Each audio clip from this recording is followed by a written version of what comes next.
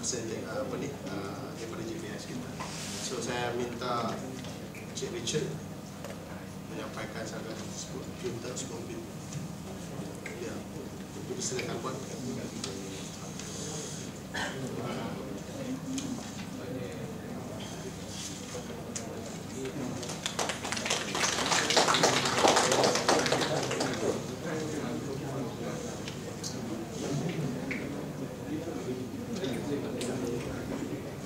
Okey, sesi seterusnya adalah sehingga pada pukul 1 tengah hari taklimat ini akan diberikan oleh Encik Syahri bin Harun, pegawai hidrologi daripada bahagian hidrologi dan sumber air JPS Kelantan, berkenaan 3 tajuk.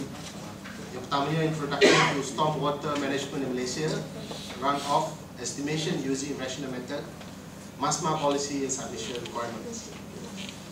A little bit background on Encik Syahri bin Harun. Encik Syahri obtained a degree in civil engineering from UiTM and possesses at least 20 years of extensive experience, hands-on experience in water resources and also drainage. In 2000, in the year 2000, he became the JPS District Engineer for Baling, Sik and Kuala Muda, Kedah. In 2004, he attached to NAUMI, National Water Management Institute in Kota Baru, and while with NAUMI, he was giving talks and presentation on water resources and drainage. Presently, he is the Hydrology Officer with the Hydrology and Water Resources Division, JPS Kelantan. He possesses also a professional qualification in CPESC, or they call it Certified Professional in Erosion and Sediment Control. So please welcome Encik Syahri.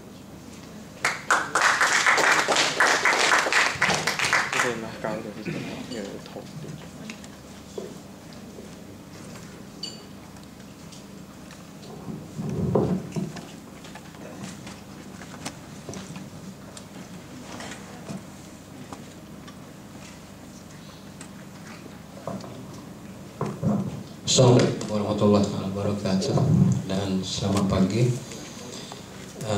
Terlebih dahulu saya mengucapkan berbanyak-banyak terima kasih kepada pihak penganjur kerana sudi menjemput JPS sebagai co-organizer bagi program workshop pada kali ini. Terlebih dahulu, saya ni sebenarnya bukanlah orang yang sepatutnya hadir memberi taklimat berkaitan dengan MASMA ni, sebab di JPS Negeri Kelantan dia ada satu bahagian dipanggil bahagian saliran bandar dan tempatan banjir. Kalau tuan-tuan dan puan-puan biasa ke pejabat JPS tu, technician dia nama Zulkifli Iman, bos dia tu Raja Aziz. Jadi Raja Aziz ni baru kecil, dia kecil semalam 26 hari bulan, dan engineer di bahagian saya bandar pun duk kecil dengan dia, tak berani. Pasalnya bila dengar nak mari peserta ni konsultan, jadi tak berani nak menghadapi tuan-tuan dan puan-puan. Jadi saya pun duduk depan ni kenali jugalah. Jadi agak-agaknya berjalan lancar lah pada hari ini. Jadi sesi kita untuk pagi ni bukanlah kata nak mengajar atau apa dah. Cumanya mungkin sesi kali ini bolehlah kita buat sebagai kata sesi panah hijau sebelum kita pergi pada software. Jadi saya mari ni pun sebab untuk sebagai tanggungjawab lah. Sebab saya rasa terpanggil untuk berkongsi sedikit pengetahuan apa yang saya kutip sepanjang pengamatan saya dengan JPS, dan juga pernah macam Cik Kamal Zaman cakap tadi di Institut Pengurusan Air Negara pernah terlibat dengan stormwater. So jadi kita hari ini pengenalan kita bagi production about stormwater management in Malaysia.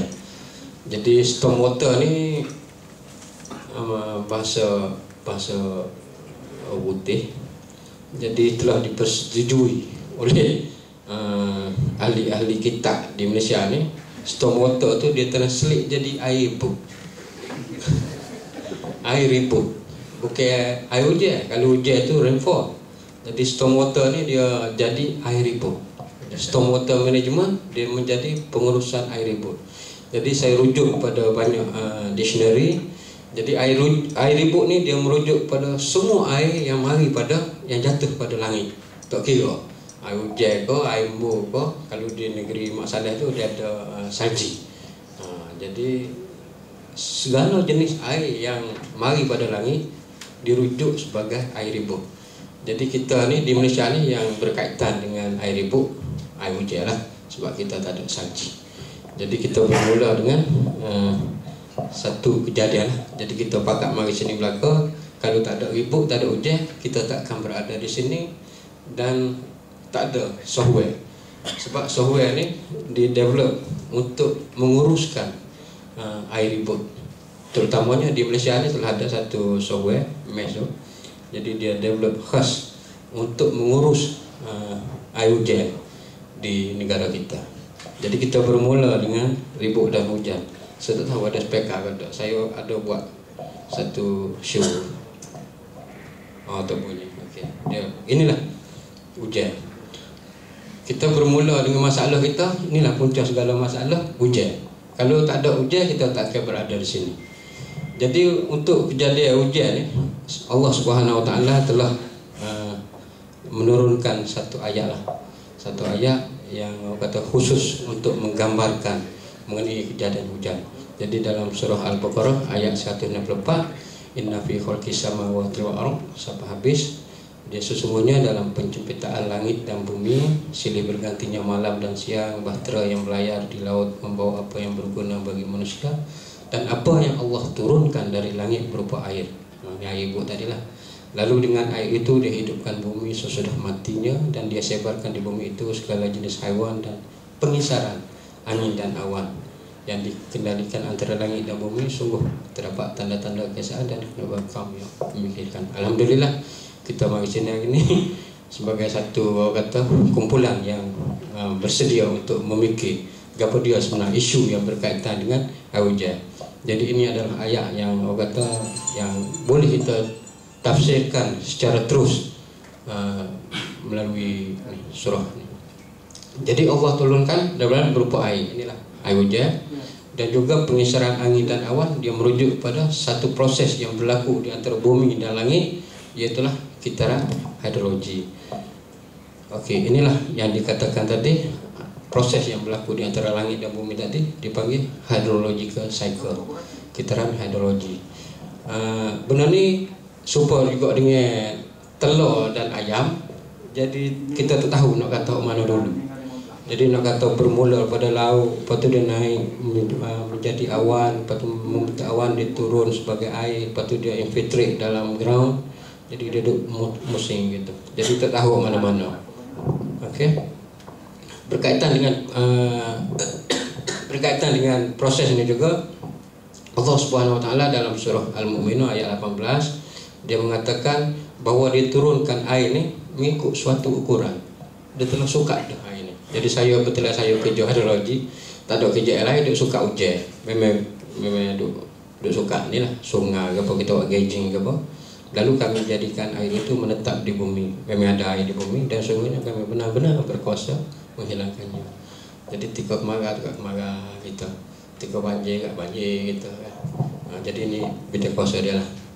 Jadi mengenai dengan suatu ukuran, jadi ahli hidrologi dia telah buat satu kajian, dan inilah ukuran-ukuran yang telah diukur, disukat, iaitu groundwater flow. Dia ada 29% pada keseluruhan air waktu pada langit, 6% bertukar menjadi surface runoff, evaporation yang hilang melalui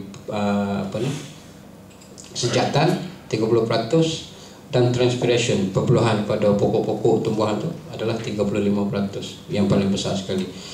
Manakala tugas kita pada hari ini hanyalah kita nak cara yang paling kecil sekali yang ada, yang wujudnya kita boleh nampak, iaitu surface runoff sebanyak yang 6%. Yang kecil ni saja yang kita nak urus. Yang lain-lain tu semuanya di luar pada bidang kita. Jadi kita nak tengok hot 6%, paling kecil sekali dia bagi kita, lagu mana kita urus hot 6% ni. Jadi kita tengoklah mana. Okey. Inilah orang kata pendekatan ataupun approach kita yang kita gunakan selama ni untuk menguruskan atau untuk mengangkut hot 6% tadi. Jadi pertamanya kita menggunakan satu sistem yang telah lama kita gunakan. Zaman British hari tu dia tinggal saka kita pada tahun 75. Kita dah guna ni lah, Planning and Design Procedure No. 1 Urban Drainage Design Standard and Procedure for Peninsula Malaysia. Tahun 75 lagi dia sebagai manual untuk mereka bentuk sebarang sistem pengangkutan untuk air. Jadi kebanyakannya kita guna konkrit lah. Jadi sifat-sifat konkrit drain, satunya dia bersifat dengan aliran cepat ataupun rapid disposal, di mana bila hujan turun di satu tempat tu, tujuan kita dengan permukaan konkrit yang licin, dia cepat-cepat kita nak alihkan dia daripada point A contohnya pada point B di downstream. Dia untuk menyelesaikan masalah di tempat A tadi, sebab dia mengalirkan secara terus. Sebab tu dia panggil sistem ni bersifat setempat. Kemudian sifat dia yang ketiga ialah dia hanya mempunyai satu fungsi, iaitu fungsi kuantiti. Dia hanya boleh menyelesaikan masalah kuantiti saja. Masalah kualiti setakat ni kita tak nampak lagi macam mana dia boleh menyelesaikan masalah kualiti. Jadi inilah antara ciri-ciri yang yang kita guna selama ni, iaitulah bersifat dengan aliran cepat, setempat dan juga kuantiti. Okey, inilah yang tuan-tuan dan puan-puan reka dan juga buat selama ni, iaitu ada yang parit terbuka, ada yang cover, ada inlet dia, ada sump. Kemudian sekali dia pergi ke sungai. Jadi inilah sistem yang kita gunakan selama ni. Jadi kita tengok apa isu-isu yang berbangkit daripada amalan kita sebelum ni.